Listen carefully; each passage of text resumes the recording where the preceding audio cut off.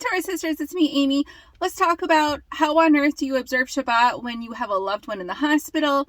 And really, though, this is for all of us because a lot of my ideas here are us helping each other. So even if you don't have a loved one in the hospital, hang out for a couple minutes and then let's discuss it.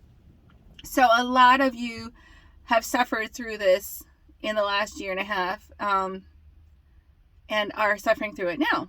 And my heart goes out to you. It is bad enough having a loved one in the hospital, and then if you're able to be with them, which right now because of the bug going around, a lot of hospitals have extremely too strict rules about visitors, and loved ones are being kept from their loved ones in the hospital, which is another topic. If you are allowed to be with your loved one in the hospital, how on earth do you keep Shabbat? And I want to help take that burden off of you if you're feeling like you can't observe it when you're with your loved one at the hospital, or you messed up and you're living with guilt. First of all, when we mess up and sin, He forgives that. And then we ought to forgive ourselves and not let Satan make us wallow in that. So if your conviction is to not, here's what it is, go to the cafeteria and buy something on Shabbat, and you did it last weekend, repent of it, confess it, and move on. And don't wallow in that. But then if you're truly repentant, you're going to work really hard to not do that sin again. So, the Torah tells us to not buy and sell on Shabbat. And so if you're stuck at a hospital, that is really difficult. It just is. It's really, really hard. Being a nurse, having worked at a hospital, I have some tips for you. I've not had the experience of a loved one in the hospital for an extended period of time. So those of you who have gone through that will have really even more knowledge than me on this. So leave comments. But here's my initial thoughts. Does the rule still apply when your loved one is in the hospital? And as far as I can tell in Scripture, yes. There's no exceptions for the rule to not buy and sell or make people work for you on Shabbat. Now, as far as the patient, that's a different story. The patient is sick. The patient needs to eat. The patient needs attention. The patient needs caregiving. Totally different scenario. I think all of that is fine for the patient to receive the hospital services on Shabbat in order to heal and to preserve life. The question I'm discussing here is for the visitors, the ones at the bedside, the people who are not the patient but are sort of at the hospital at the bedside. In which case, of course, it's hard to just go home and make a sandwich. And sometimes these days, your loved one is at a hospital that's very far away from your home. And you don't even want to leave the bedside. If you leave the bedside, they might not let you back in. It's just a horrific situation right now. But I want to make your Shabbat easier. I want to make your Shabbat not a burden, not a thing that stresses you out, and not a thing where you're stuck being hungry on Shabbat. So that is one option. If you feel called to keep this command and you're not going to go to the cafeteria and purchase food on Shabbat, you have the option to fast for 24 hours. And that's between you and the Father. I don't know if it's a good time to do that or not. You're worried, you're stressed, you're concerned about your loved one. That might not be the best time for you to fast. I think if it was my only option, that would be my choice over going and purchasing food at the cafeteria. However, if we plan ahead, this is another principle we find in Torah, is to prepare for the Sabbath. If we plan ahead, hopefully I would not find myself in that situation where my only option is to fast or go buy something. So here's some ways to plan ahead so that you can eat and be nourished on Shabbat, which when your loved one is sick, I think you need the nourishment. Because that's a very stressful, hard thing to go through. And you might not feel like eating anyway, but those moments when you do feel like eating, I think you should get calories in you, and good calories. So here's some things that you can do, and then I'll talk about some things that we can do for each other. One thing that you can do is you can go to the cafeteria before sundown on Friday and buy yourself a sandwich. And they always come individually packaged. Ask for a bag, like a to-go bag. And if the cafeteria staff, the checker outer, probably has a permanent marker, you're going to take that to-go bag and your cold food that you buy. So let's say maybe you buy, I don't know, an orange juice and a sandwich for the next day for Shabbat, or 2 sandwiches, or whatever it is that you buy. Cold food, not food that has to be warmed up, but cold food.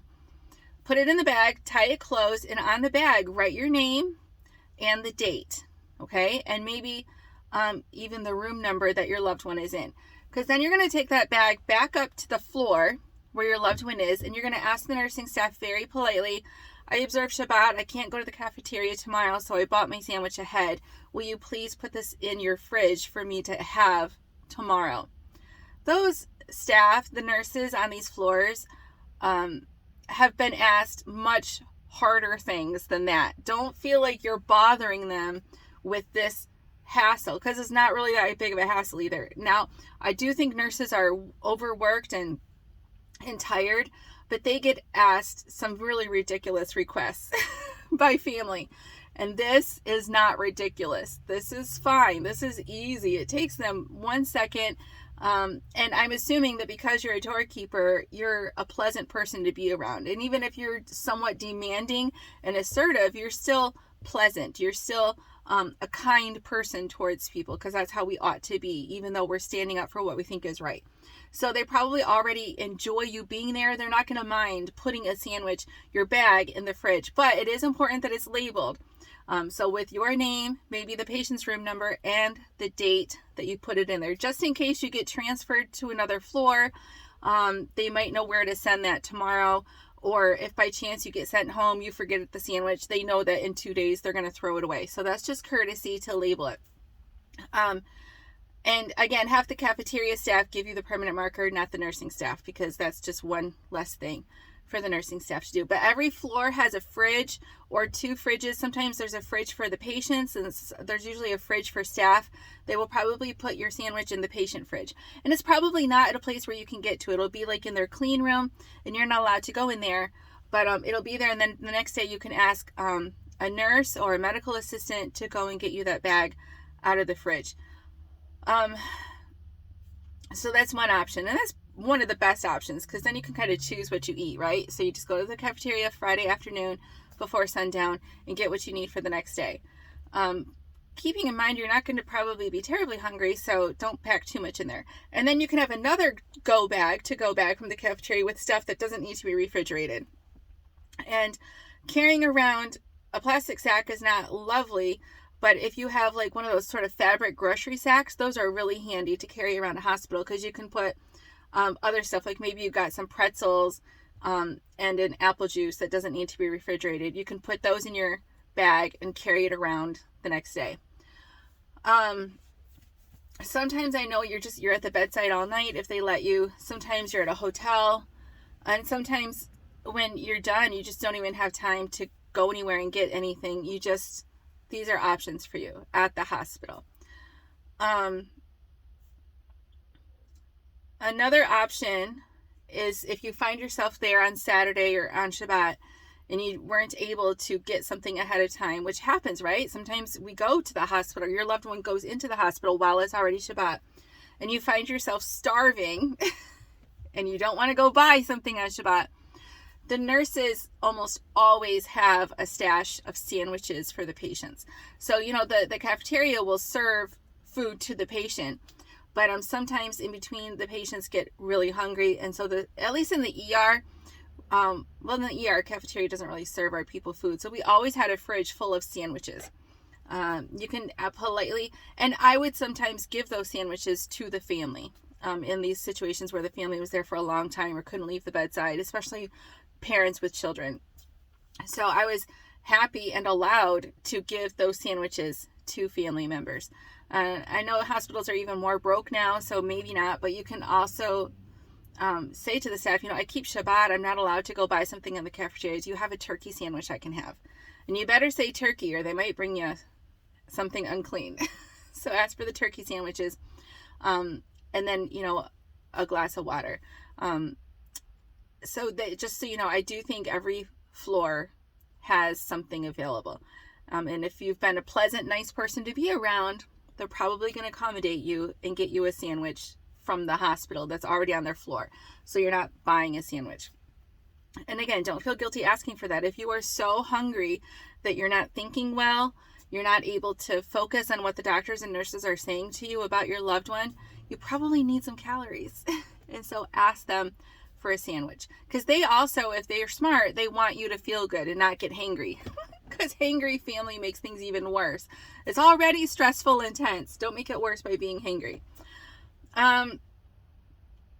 So those are 2 options for when you're in the hospital. Now, for the rest of us, here's something I've been thinking about. We need to help each other.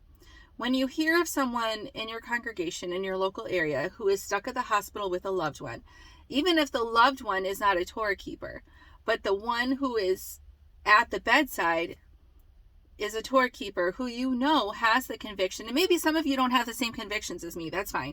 But if you know your friend or even acquaintance, whatever, has the conviction that they would not go to the cafeteria and purchase food on Shabbat, and they find themselves stuck there, take them food. Now, here's what that will look like in the days of COVID right now.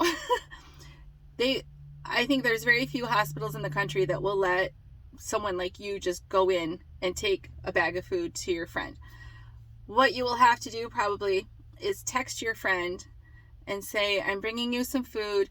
I'll let you know when I arrive so you can meet me at the front entrance. And then you're going to go to the front entrance, text them when you've gotten there, or whatever entrance, maybe it's the parking ramp, whatever, somewhere where they know where that is, and say, I'm here, come on down when you're ready. And be prepared, you might have to wait for them to come on down, because if a doctor is at the bedside, that's more important. They're going to want to listen to what the doctor has to say rather than leave to go meet you and get the food. So take a book and be prepared to sit there while you wait for them to have a moment, because it will take them a little while to leave the bedside, come down, get the food.